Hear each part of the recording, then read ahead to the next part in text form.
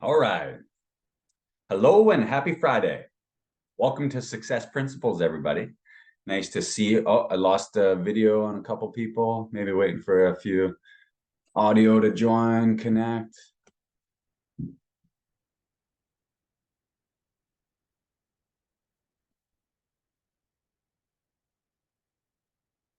All right, giddy up. Well, happy Friday, everybody. Great to see you guys. Welcome to Success Principles.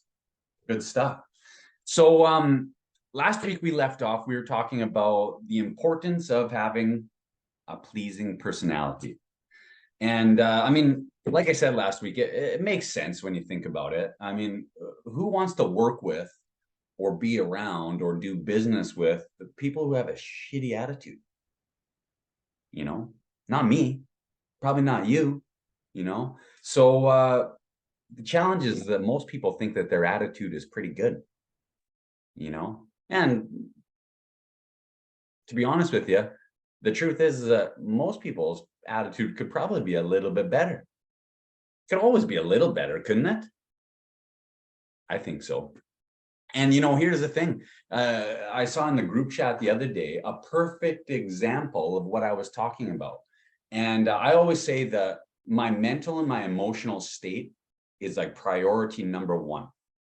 I put that above and beyond just about everything else in my life. And I know that sounds selfish, but the truth is that you attract people, opportunities, and experiences based on the frequency that you're in harmony with. And when you take some time to set your mindset, to establish your attitude and set a base level for the frequency that you're operating on in the day, you will begin to attract those opportunities and those experiences into your life based on the frequency that you're in harmony with. Now, if you're in a good attitude and in a good mood, that means you're probably going to experience some more good opportunities and good experiences. What I thought was really interesting was when Thomas was sharing in the group chat the other day about how, his day started to go a little bit sideways. He had a little bit of a issue at work, backing up a truck or something like that. Was in a near accident with a woman while she was driving, lost 20 bucks out of his coat jacket pocket, stuff like that. And I think that we've all probably had those experiences and been there, haven't we? Where things start to go south and, we start to spiral, and then it's like everything's just kind of like, just by a show of hands here, who's ever been there before? Right. And the trick is, or the challenge there is to readjust, recalibrate, and set your attitude, set your mindset so that you're in harmony with some of those high vibration experiences again. And for me, sometimes what I need to do in those moments is like a complete reset. I'll actually try to like go back to bed or like have a nap or do something to like take a time out and like gather myself again. And the reason is, like I said, because we'll attract and continue to attract and create more of the same. Okay, so speaks to the importance of setting your mindset first thing in the morning, but it also speaks to the importance of being mindful of your environment. And what do I mean by that? Well, we all unconsciously absorb the energy of the people that we're around all day, every day. And when you guys really start to understand how powerful this is, you'll start to recognize that you spend a tremendous amount of mental and emotional energy reconciling the negative energy of other people. You spend a tremendous amount of time, if you're not careful, you'll spend a tremendous amount of mental and emotional energy reconciling the negative energy of other people. Somebody will say something, or they'll give you a dirty look, or they'll do something that creates an emotional response within you. And then you guys ever notice that sometimes it takes like hours, maybe even days before you kind of like get back to normal a little bit, right? Well, we can spend too much time entirely reconciling the energy of other people. So if you're in a vibration or a state where you're high vibing, I always say, like, protect that energy. Do what you got to do to protect and maintain that energy. Sometimes that means, cutting certain people out of your life. Maybe that means like limiting the access that they have to you.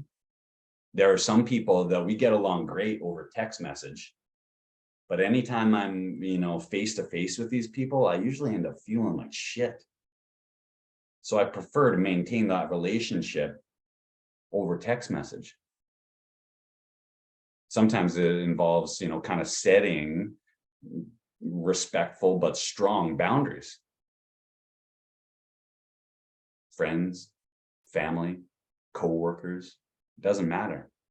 But it's one of the most powerful things that you guys can do to protect your energy. And for me, that's just super important. Okay. Like I said, priority number one. Okay. But today we're going to talk about something a little bit different. Okay. Today we're going to talk about one of the habits that Napoleon Hill identified as being instrumental to your success. Okay. And that is the habit of accurate thinking. The habit of accurate thinking. Now, again, this sounds like on the surface level to be pretty obvious.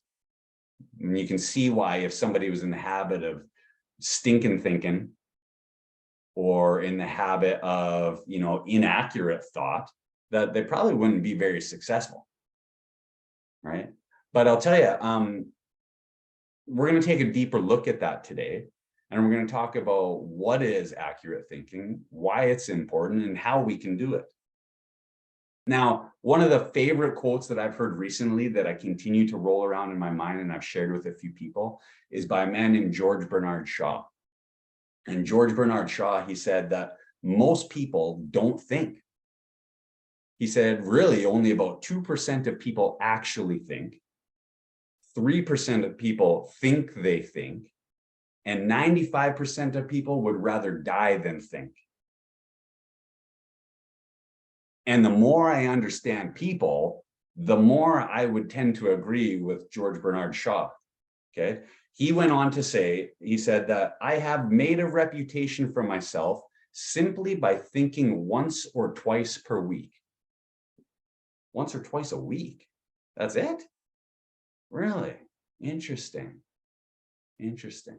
And the truth is that most people don't think. Not for themselves anyway. Most people are in the habit of allowing two things to do their thinking for them. Most people are in the habit of letting their paradigm do their thinking for them, their past conditioning, okay, social, subconscious, or they're in the habit of allowing their environment to do their thinking for them. And, you look around at people's habits, people's behavior, and statistically speaking, I think I share this in the Unstuck workbook, but I think the statistic is that if your friends smoke cigarettes, you're like 200% more likely to smoke cigarettes yourself. There's an example of how we allow our environment to influence us and do our thinking for us. Same with being overweight. If your friends or your family members are overweight, statistically speaking, you have an exponentially higher chance of being overweight. Okay. But it also comes in the form of suggestions too. Suggestions. And, Napoleon Hill says that suggestions are one of the most powerful forces in the universe. And they have a tendency to influence us in any number of ways, but often very subtly. And I shared a conversation with Melissa the other day. We were talking about the power of suggestion. And last fall, I guess last winter, it was like November, December, I had a conversation with somebody from my mastermind group. Okay. And he was telling me that, he was in the process of kind of, trying to drum up some business and reaching out to some prospective clients and that kind of thing. And he had somebody mention to him that, you know what, December is not a great time for business because most people they're already kind of checked out. They're already looking for the holidays. They're already kind of like, just not into it. He's like, it's not a great time to sell coaching. And at the time I was like, yeah, you're probably right. And I just accepted that. And it wasn't until a few hours later that I started thinking about that. And I was reflecting back on that conversation. And I was like, that was just a suggestion. There's nothing about that that is factual unless I accept that as fact. And I was so angry about that. I was pissed right off because I was like, this is a guy who understands the power of suggestion. They're supposed to, is supposed to know this kind of thing. And yet here he is spewing this kind of stuff. I was angry about it. And in fact, I said, you know what? Forget that. I'm not going to accept that. I'm going to reject that suggestion. And wouldn't you know it, in the month of December, I had one of my best months ever. And that's when I secured a 6-month deal with the University of Saskatchewan to come and do some training for them.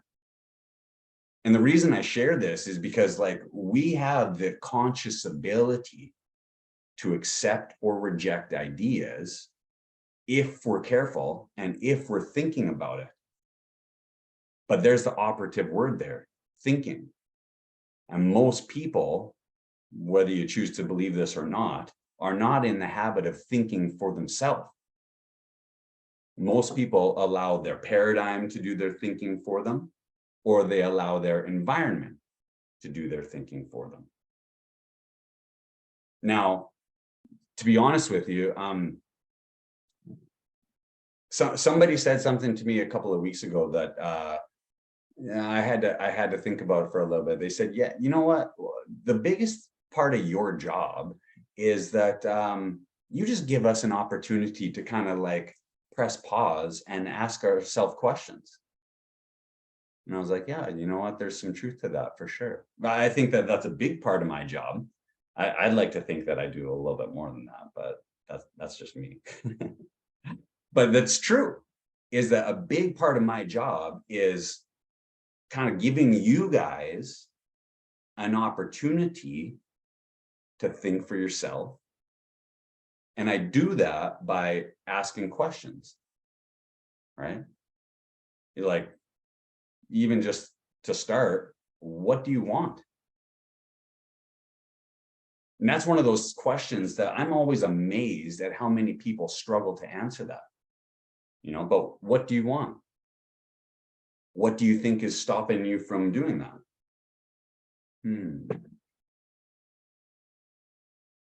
What's something that you could do to start to move towards that today?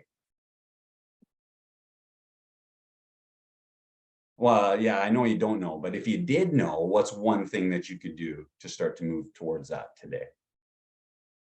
And it's amazing that how many ideas come to the surface and get put onto the table just by asking those questions.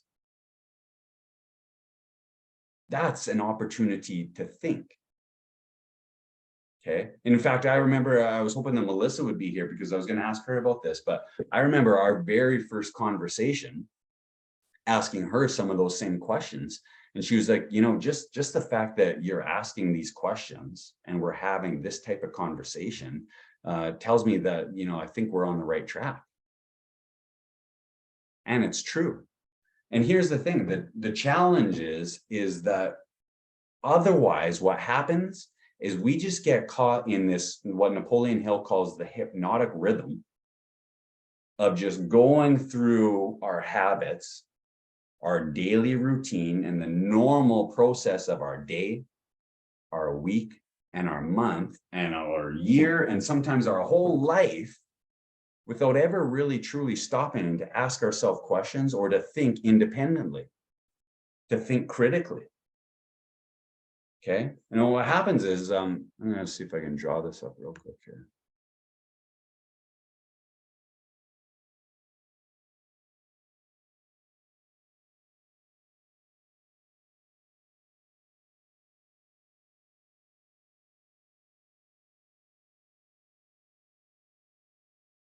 All right, you guys are all familiar with the stick man by now. I get it, but I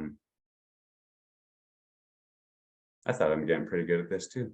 I appreciated Tom's little comment in the chat the other day. Oh, thanks, Tom. But here, you guys are aware that we have a conscious thinking mind. We also have a subconscious mind. Okay. Well, our conscious thinking mind, it is able to do three things. We can accept, reject, and originate ideas. Okay. We can accept, reject, and originate ideas. Okay. Our subconscious mind has no ability to do that. Okay. Our subconscious mind, they say, is like fertile soil. Okay. That it just returns to you whatever seeds you plant in it. Right? It just gives you back whatever it is that you plant in it. That's the subconscious mind. Okay. So if you think about it, the conscious thinking mind is the master, and the subconscious mind is the servant. What do I mean by that? Well, what I mean is they've oftentimes used the analogy that your conscious thinking mind is like the driver of a car, and the subconscious mind is the car itself. Okay. The driver, or your conscious mind, the master, has the ability to direct and control where the car goes. Would you guys agree? For sure. But the real power, the power is in the car itself. The conscious mind is just directing where it goes. Okay. But the power is in the subconscious mind. That's what the real power is. Okay. Now, if we're not careful, what happens is the subconscious mind becomes the master, and the conscious mind becomes the servant. If we're not careful, what happens is the paradigm controls your thinking, the paradigm controls your emotions, and the paradigm controls your actions and behavior, if you're not careful. And all of a sudden, you end up operating on autopilot, allowing your paradigm to run the show, don't you? Now, the truth is that Dr. Joe Dispenza, who here is familiar with Dr. Joe? Yeah, you guys, some of them? He's awesome, isn't he? I love Dr. Joe. Well, Dr. Joe, for those of you who aren't familiar with Dr. Joe, he's a best-selling author. He's written a few books that I'm familiar with. One is the Becoming Superhuman. Okay. One is the habit of breaking the habit of being yourself. And then the third one that I'm aware of, I'm sure he has more, is You Are the Placebo, talking all about the power of your subconscious mind. Okay. And Dr. Joe Dispenza talks about this in a lot of his books, and I have a short video to share here soon too.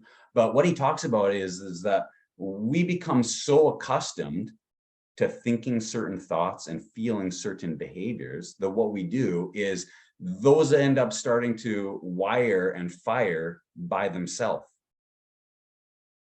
Okay.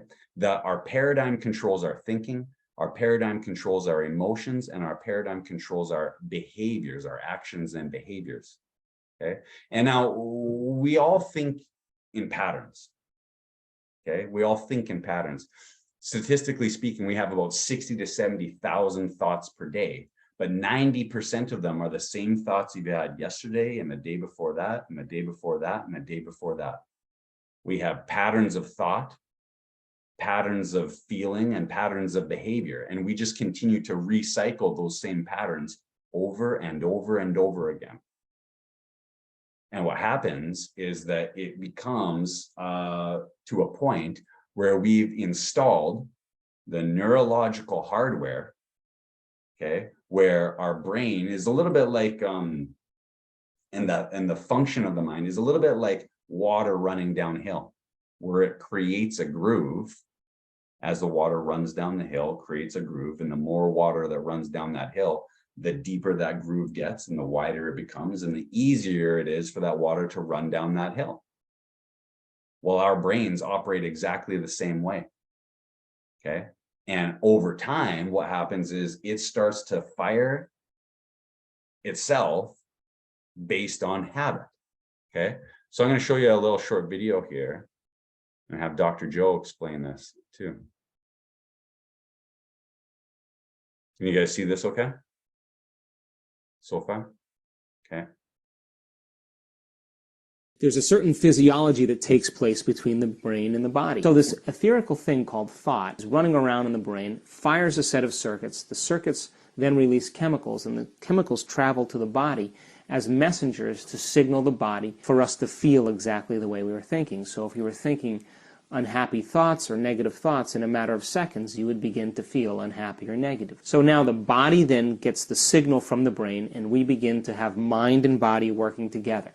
We begin to have our thoughts stimulating our body, and we begin to think negatively, we begin to feel negatively. Now, once we begin to feel negative, and we're noticing that we're feeling that way, it's very appropriate for us to think equal to how we feel, which then makes more chemicals for us to feel the way we think and think the way we feel. And this chemical cycle, this chemical continuity, creates what's called a state of being. So a person says, I'm an unhappy person, because they've memorized that chemical state of being. Now, if you think about this, the repetitive cycle, the redundancy of making those same chemicals, 20 years of hatred, 10 years of anger, 15 years of judgment, the chemicals that are being created are conditioning the body over time to become the mind.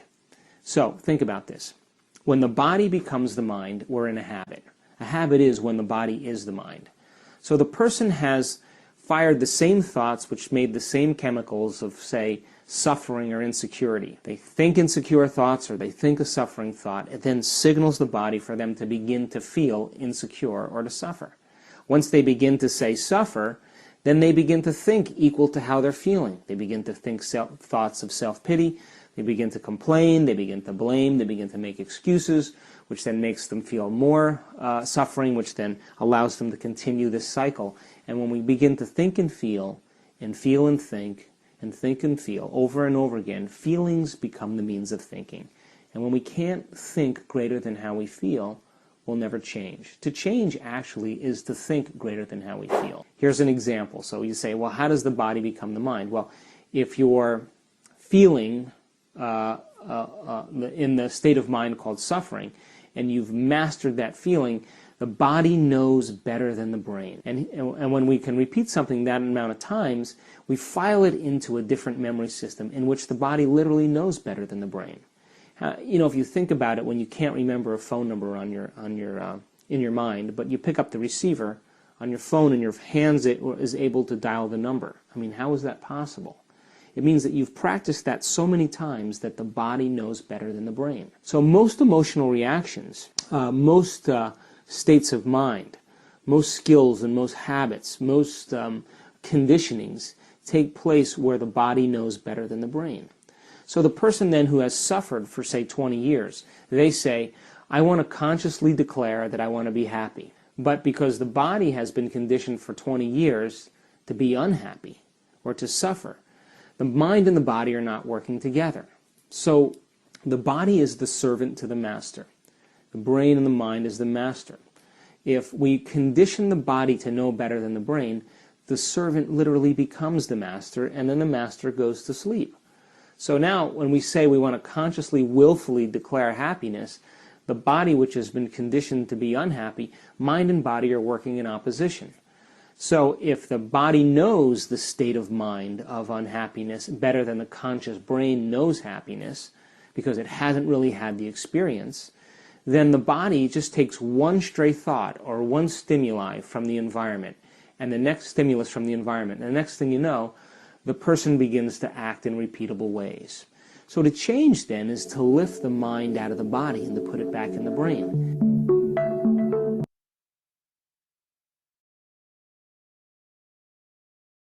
Did you guys catch that?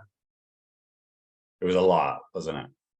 Coming at you kind of like a fire hose, hey? But it's interesting, isn't it? You know, essentially what he's saying there is that you get so accustomed to thinking and feeling a certain way that that feeling or that emotion just overrides your system and runs itself.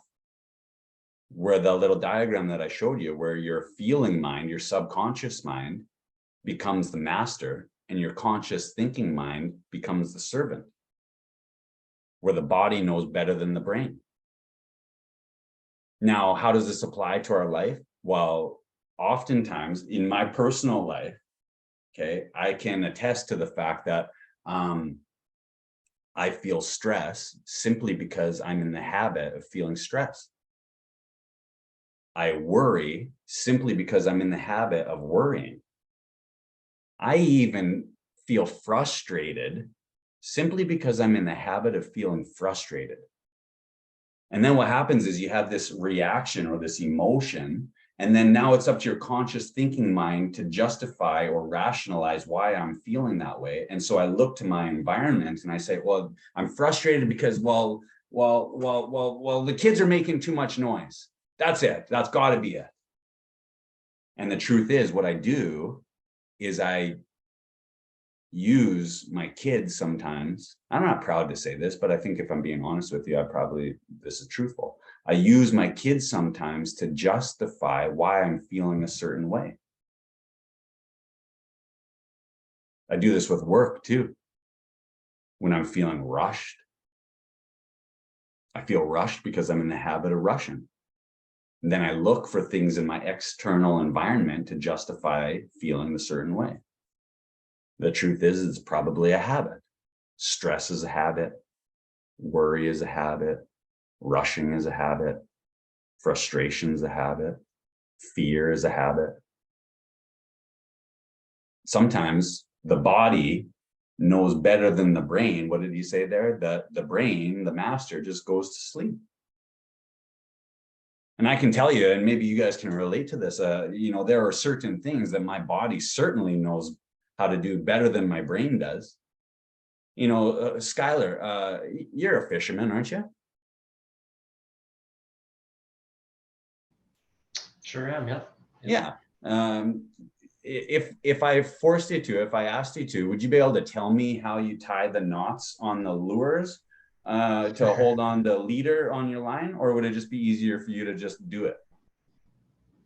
I've tried to teach my nephews how to do that, and it's very difficult to get it across. It's very difficult. Why is it difficult? Yeah, it's just my body has learned how to do it, and it's hard to put it into words, I guess. Right. Your fingers just know what they're doing. They just do it, and you just, it's done here. Right. Mm-hmm. Yeah. 100%. And I find that it's really interesting too when you have kids and you start to have to try to like break down simple things that you just do habitually on autopilot. It's the same sort of thing. It's like you're saying with your nephew there. It's like, well, I don't know how to teach somebody to do this. I just know how to do it. The body knows better than the brain. Now, why am I bringing this up? Well, because this speaks to the importance of being a critical thinker and accurate thinking. Napoleon Hill says that accurate thinking requires us to do a few things. It requires us to be critical thinkers, to ask good questions, and to have accurate information. Pretty hard to be an accurate thinker with inaccurate information, wouldn't you think? Sure. So let me ask you guys, I have a question for you. Where do you guys get most of your information from?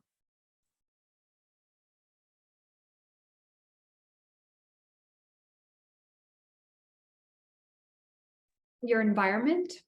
Your environment? Okay, so yeah, that could contribute to it for sure.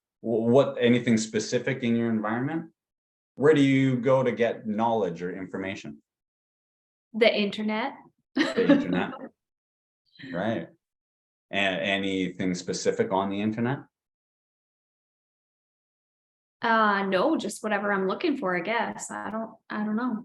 Okay, so like Google? Yeah. Google, okay, cool. Anybody else? Where do you guys get most of your information from?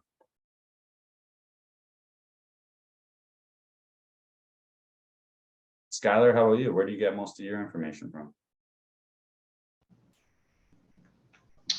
I guess it depends. For work, a lot of my information comes from my superiors, Okay, so other people around me.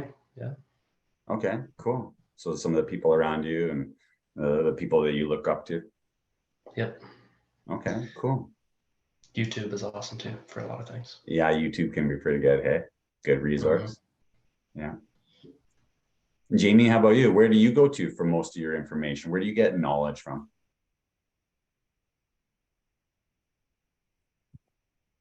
I don't know. Most of the time it's just in doing the thing and learning how to do it myself. Oh, okay. So from experience. Yes. Okay, cool. And does that work for you? Majority of the time, because I feel like in my past jobs, I was just like thrown in there, like, hey, figure it out. So it's Sink kind or of, swim?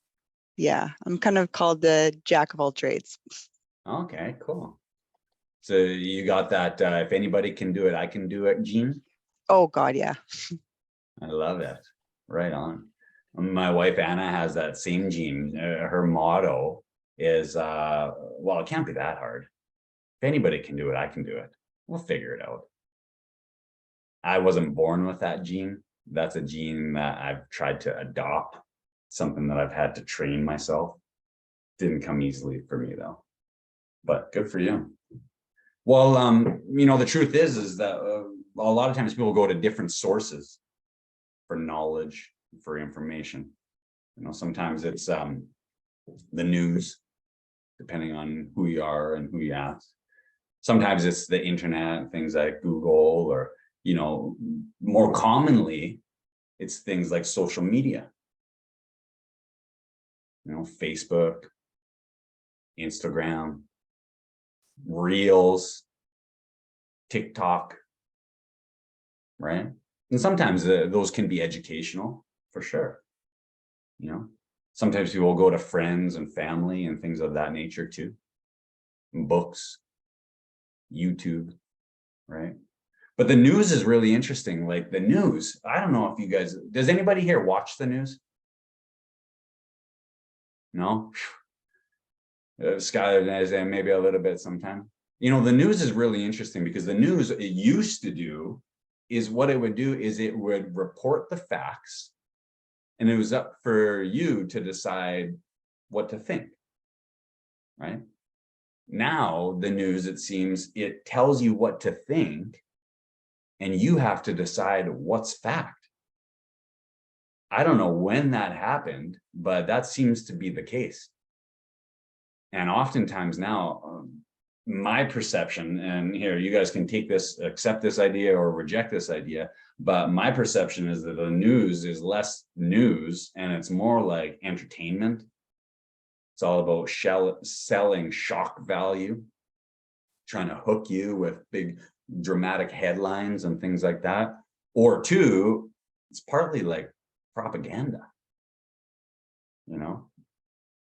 trying to tell us what to think rather than give us the facts and let us decide for ourselves. And one of the best habits that you guys can develop, okay, I've often said this before, but this is worth repeating. One of the best habits that you guys can develop is the habit of asking questions, okay? And some questions you guys might want to ask in relation to information or knowledge to ensure that you're getting accurate information, okay, is asking a few specific questions. Like one, who's saying that? Who's saying that? Okay. Number two is asking yourself, are they credible? Now, this is one of the biggest lessons that if my wife were here, she'd tell you that one of the first things that I ever taught her was the habit of asking critical questions like that. And I think it came from my time in school or in university or, my attempt to become a lawyer. Okay. And oftentimes people will say, well, studies show so-and-so or X, Y, and Z and that kind of thing. And, early on in our relationship, Anna and I would have conversations and I'd ask questions like, well, who's saying that? What studies? Who did the study? And what kind of like population did they draw from? Is this like an accurate representation of like the general pop, or is this like, you know, an engineered study to determine a predetermined outcome? You know, and she used to be just kind of, well, I don't know. And my wife is she's extremely smart. Okay. But you think about it, like, now you guys are going to think, you guys, if you don't already, you're going to think I'm a little bit crazy maybe, but I'm starting to feel a little bit like a kind of a conspiracy theorist here. But when you start to hear about some of the studies that were done, even about like, say, smoking back in the day, okay, they did a different number of different studies where they had doctors say, oh yeah, absolutely, it contributes to your health and well-being. And look, I smoke a pack a day. It turns out we fast forward to today and we realize, we know now that a lot of those doctors were paid by the smoking companies. The cigarette brands themselves were funding their research. Are you guys aware of that? Have you guys heard that before? Like, is this pretty common knowledge, right? Right. Yeah. Sounds like a little bit of what I would call conflict of interest, don't you think? But you see something very similar happen today too. I'm not saying today as in this day of July 21, but this day and age. Now, this is where you guys might start to think I'm a little bit crazy. I don't have anything against, and I'm not trying to get into a debate about the validity of vaccines or COVID or things like that. But I've learned recently that, believe it or not, a lot of the regulatory companies and things that are set up and in place to protect us, the people, are funded by big pharma. Do you guys know that? It's crazy. But these regulatory firms are funded upwards of $5 to $10 billion with a B per year to suggest that we be taking things like the COVID vaccine. Now, I'm fully vaxxed. I'm vaccinated. So like, I'm not, you know, I'm not trying to start a war here today or, you know, pick a fight. Okay. But I just think that that type of thing is fascinating. And the truth is that when you start to ask questions like, well, who's saying this? Where's this information coming from? Are they credible? And what's their motive behind saying this? What do they have to gain by this? Right. And Tamara's doing this. And if you guys think about it, we had a conversation in Momentum Mastermind last time around where we talked about the 9 basic motives. There's 9 basic motives that drive most people's behavior. Okay. There's love, sex, there's financial reward, financial material gain. Okay. And again, I don't want to get stuck on this, but like the COVID vaccine was a $200 billion project. Big pharma earned $200 billion doing it. So there's obviously some financial gain there. Okay. There's revenge. There's what else? Freedom of mind and body is one of the 9 basic motives. There's life after death. There's personal expression. I forget, there might be, I don't know what I'm at now. It might be a couple more, but you know, we talked about some of those. And when you start to ask, well, what's the motive behind that? You start to realize that, well, hey, it gives you an opportunity to kind of press pause and not necessarily just blindly accept everything and anything that people are saying. So to develop that habit of asking yourself those kinds of critical questions, or even asking others. Now, I want to give you guys a question. Napoleon Hill points this out in his book, Success Habits. If you guys have read that, this will sound familiar. But one of the most powerful questions that you guys can ask is, how do you know that? How do you know that? Now, here's the thing is that a lot of times when pushed or when pressed, most people will be hard pressed to come up with a, you know, logical or reasonable solution or answer as to how they know something. sometimes people go, well, I read it or I saw it online. Out of curiosity, have any of you guys seen the, I'll call it a documentary, but it's a program on Netflix called The Social Dilemma? You guys have seen that? Jamie says, yeah. Skylar says, yeah. What was your takeaway, Jamie, from the movie or the program, The Social Dilemma? What do you remember about it? It was scary. It was like watching a scary movie. It was It's like just- watching a scary movie, It's except like for it was mind real life. control. Yeah. It's mind control. So why do you say mind control? How so? Well, it's just like everyone has this tablet or phone in their hand. So any information goes straight to your hand and you just believe everything you see on social media. It's kind of like watching the news, I guess. What I Sure. remember out of it anyways. Right. Yeah. Yeah. Can I just ask a question? Was that like the algorithms and like all that stuff on what you're seeing and what you're getting? When you Yeah. look, Oh yeah. was that show? Like that's why Google knows, like it finishes your sentence for you because it knows that that's what you've been previously researching. Right, right. Yeah, I did see that. Yeah. Right. Yeah. It is scary. It's fascinating for anybody who hasn't seen it. It's worth watching. It's like Jamie said, a little bit alarming because when you understand the programs, or I guess you could call it like products or apps like Instagram, Facebook, TikTok, maybe Twitter. I don't know. I'm not on Twitter. I'm not on TikTok either, but have been intentionally designed to hijack the reward centers of the brain and become an addictive product that's then used to influence your thinking, your mindset, but also your actions and decision making. You start to realize that this isn't just an app that we use to idly browse or cruise through and look at like interesting memes. This is designed intentionally. There's intention behind it. And a lot of the times people, these big corporations, the people in like Silicon Valley and stuff, refuse to let their kids and their family members use the very apps that they're developing because of that exact same reason. When you were talking about, Tamara, the algorithm, yeah, absolutely. And what happens is even Google, I believe this is from the show, okay? You guys can correct me if I'm wrong, but even Google apparently will give you back certain information based on what they know about you as your demographic, your age, your sex, your race, your location. And what happens is Google, I always thought that Google was like the encyclopedia. And I thought, you know, if you guys are old enough to remember, like in the library, we used to have actual encyclopedias and you could flip open and it was like a collection of all known knowledge or information.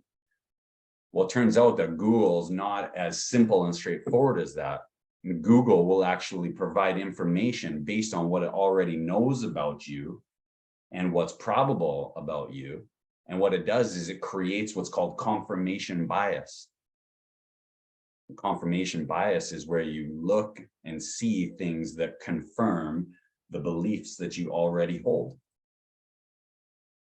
And so, believe it or not, I mean, I imagine, well, here, before I hurt anybody's feelings, is anybody in the room a flat earther? Does anybody believe that our planet is flat? My brother is. Tom? I mean, sorry, Dustin? No, Tony, Really? like strong. Interesting. Mm-hmm. And so how did, and no joke, hey?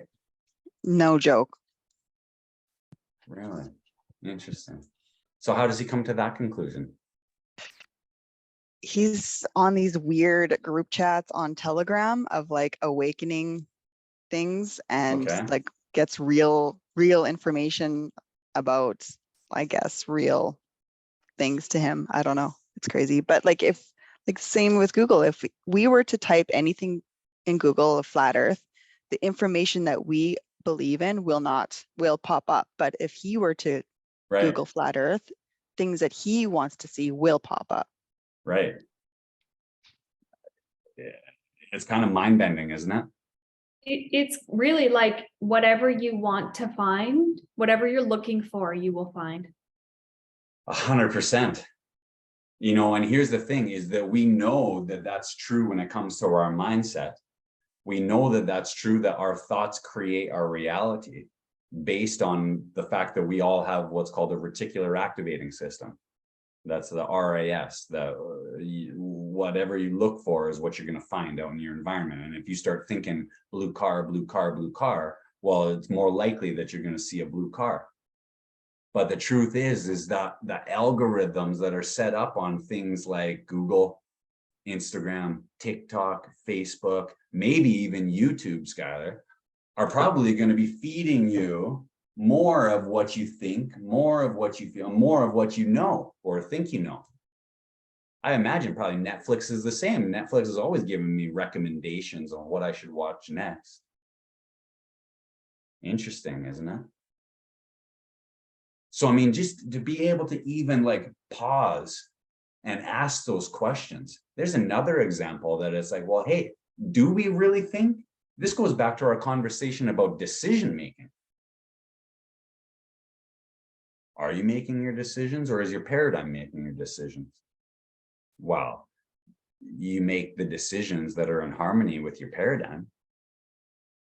But the ones that are outside of that, that challenge your beliefs, that challenge your thinking, are you really like entertaining those?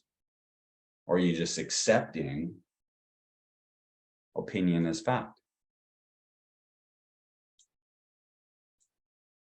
Interesting, isn't it? Now, the other place that oftentimes people will go to for information or knowledge is family and friends. The people in their environment, the people that are closest to them.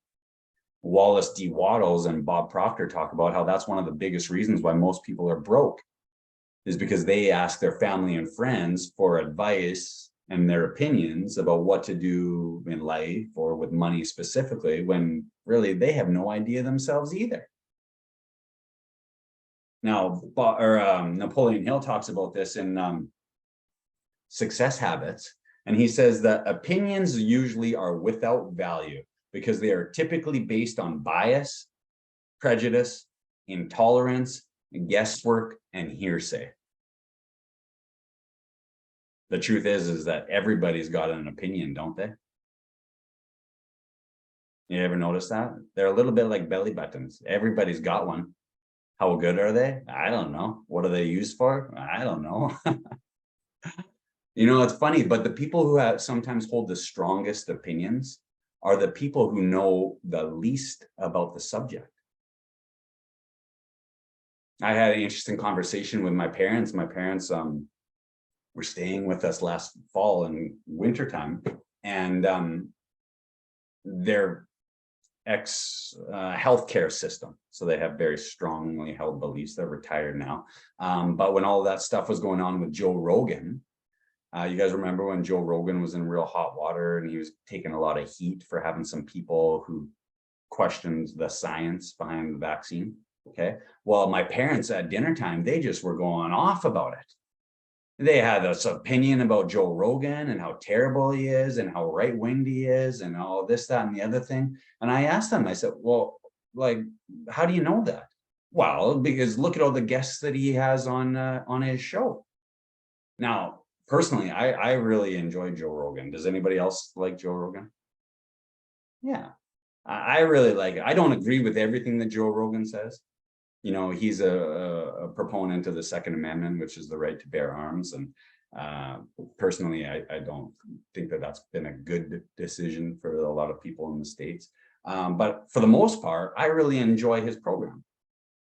And I see his program as a pretty balanced view where he asks some real interesting people, some real interesting questions. And I think he's pretty like a curious individual. And my parents, they hate Joe Rogan. Okay? And when I asked them, I said, well, why do you feel that way? Well, look at the guests that he has on his show. Well, how many shows have you guys, how many episodes of the Joe Rogan Experience have you watched? Well, none. Right. Okay. So you're basing that on what? What you hear on the news, probably. And I find that people have very similar opinions about people like Jordan Peterson too.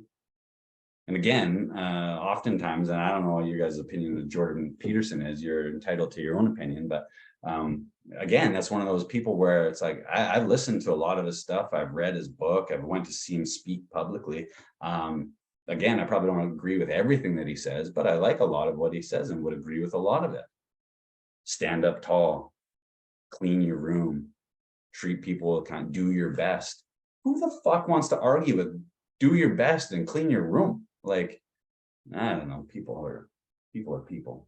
Okay. But he says, Napoleon Hill says, have you ever stopped to think that the vast majority of your opinions are based upon something far different from facts or known facts? Have you ever stopped to ask yourself why you believe some of the things that you believe, or how some of the opinions that you hold might possibly be based on things other than simple facts? The truth is that all of our opinions and many of our beliefs are based on our own biases, prejudices, and past experiences.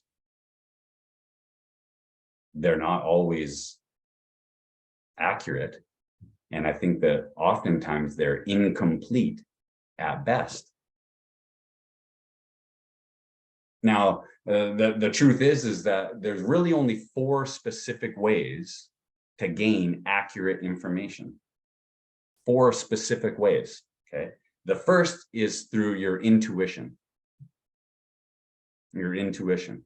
Now, this is when you know something, but you're not really quite even sure how you know it. You know it, you got a hunch, okay? Now, the challenge with this is that most people haven't been formally taught or have a lot of experience in training their intuition. Has anybody here been formally trained on how to like use their intuition? No, me neither. And a lot of times we don't trust our intuition. A lot of times we go against our gut feeling. And if you've ever done that and looked back, usually there's like, oh, part of me knew there's something I shouldn't have done. I shouldn't have, met with that person, yada, yada, yada. But that's one way, is through your intuition. The second way, or another way to gain accurate information, is through a scientific method. It's like testing a hypothesis. And the challenge with that is that it oftentimes takes a lot of time. There are a lot of variables, a lot of moving parts. Sometimes it can be difficult to isolate and know exactly what's accurate or not. Plus it takes a long time to determine, the difference between causation and correlation. And if you guys are anything like me, I'll start doing something, and like in the past, I've started exercising regularly. I start taking creatine, and I cut peanut butter out of my diet, and it's like, wow, I feel great. I'm seeing results in the mirror. I'm feeling stronger. It's like, well, what is it? I don't know. I changed a whole bunch of things at the same time. I don't know exactly what it is. Is it the creatine? Is it the consistency? Is it the peanut butter? So the scientific method for the average person, even for scientists, can be pretty difficult to determine. Okay.